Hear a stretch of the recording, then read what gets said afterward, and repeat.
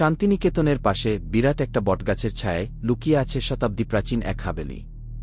যতবারই কেউ এই বাড়ির পাশ দিয়ে গিয়েছে, একটা অদ্ভুত অনুভূতি তাকে আষ্টেপৃষ্ঠে জড়িয়ে ধরেছে, যেন বাড়ির দেয়ালগুলোতে কেউ চুপিসারে চোখ রাখছে, ফিসফিস করে কিছু বলছে, হয়তোবা কাউকে ডাকছে। তবে এই বাড়ি নিয়ে কেউ বেশি মাথা ঘামায়নি। তার উপর কয়েক দশক ধরে বাড়িটি ফাঁকা পড়েছিল, লোকমুখে রটেছিল, এখানে রাতের বেলায় আলো জ্বলে, মাঝরাতে কান্নার আওয়াজ ভেসে আসে। কিন্তু এগুলো স্রেফ গল্প বলে উড়িয়ে দেওয়া হতো। এই বাড়িটি উত্তরাধিকার সূত্রে পেল অর্ণব আর রিয়া, এক তরুণ দম্পতি। অর্ণব সদ্য কলকাতার একটা কর্পোরেট অফিসে চাকরি পেয়েছে, আর রিয়া তার শিল্পকর্ম নিয়ে ব্যস্ত। বিয়ের কিছুদিন পরই তারা শান্তিনিকেতনে চলে আসে এই নতুন বাড়িটিকে সাজিয়ে তুলতে। যদিও রিয়ার মনের মধ্যে একটা ভয়ের অনুভূতি ছিল, অর্ণবের এই বাড়িটিকে নিয়ে দারুণ উৎসাহ। পুরনো দালান, বড় বড় জানালা, কারুকার্যময় খোদাই করা দরজা, সেই সব কিছুই যেন তাকে একটা রহস্যময় আকর্ষণে বাঁধতে শুরু করল। যখন তারা বাড়িটা দেখার জন্য প্রথমবার প্রবেশ করল, ঘরের ভেতরের একটা নিস্তব্ধতা তাদের চমকে দিল। মনে হচ্ছিল যেন বাতাসেও একটা চাপা গুমোট ভাব ছড়িয়ে আছে। ঘরগুলি যেন শতাব্দীর পর শতাব্দীর পরিত্যক্ততা নিয়ে ঘুমিয়ে আছে।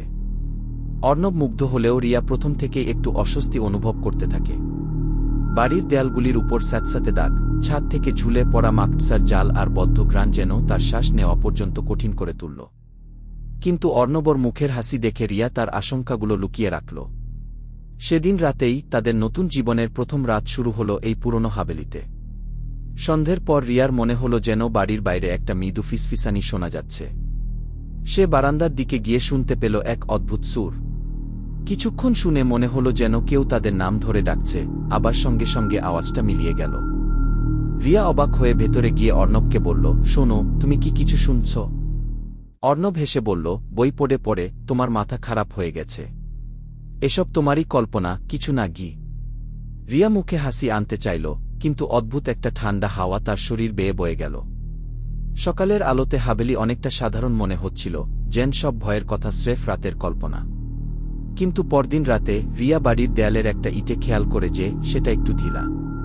কৌতূহলবশত সে ইটটা সরিয়ে ফেলল এবং সেখানে একটা পুরানো চামড়ার বাধাই করা ডায়েরি দেখতে পেল।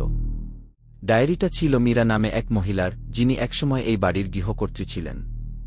ডায়েরির পাতায় পাতায় লেখা ছিল তার জীবনের কিছু গল্প, কিছু দুঃখ, আর সবচেয়ে ভয়ঙ্কর কিছু অভিজ্ঞতার কথা। মীরা লিখেছিল কেমন করে তাকে এই বাড়িতে বন্দী করে রাখা হয়েছিল, কেমন করে সে দিনের পর দিন এই বাড়ির অন্ধকারে কাঁদত। পাতায় লেখা ছিল, তোমরা যারা আমার বাড়িতে এসেছ, সতর্ক থেকো। আমার কষ্ট আর শাপ তোমাদের শান্তিতে থাকতে দেবে না। যাকে প্রতিশ্রুতি দিয়েছিলাম প্রতিশোধের আগুনে পুড়বে সে, তবে তার রেশ রয়ে গেছে এই বাড়ির প্রতিটি ইটে ইটে গি। রিয়া ভয়ে জমে গেল, কিন্তু সেই ভয়ের কথা সে অর্ণবকে জানাল না। কৌতূহল থেকে ডায়েরির শেষের দিকের কিছু পাতা পড়ে সে অনুভব করল, মীরার সেই প্রতিশোধের আকাঙ্ক্ষা আজও যেন বাতাসে মিশে আছে, তাকে তাড়া করে বেড়াচ্ছে। রাত বাড়ার সঙ্গে সঙ্গে বাড়ির পরিবেশ আরও ভারী হয়ে উঠতে লাগল। কাচের জানালাগুলোতে হঠাৎ করেই ঠকঠক আওয়াজ শুরু হল। রিয়া দরজা খুলে দেখল বাইরের দিকে ঝড় শুরু হয়েছে। সে তাড়াতাড়ি দরজা বন্ধ করে দিল, কিন্তু কয়েক মিনিটের মধ্যে আবার দরজার পেছনে মৃদু চাপা শব্দ শোনা গেল। রিয়া ভয়ে অর্ণবকে ডাকার চেষ্টা করল, কিন্তু তার গলাটা যেন আটকে গেল। দরজার দিকে তাকাতেই একটা ছায়ামূর্তির আভাস দেখতে পেল সে। মনে হল যেন কেউ ওখানে দাঁড়িয়ে আছেই, তাকিয়ে আছে তার দিকে।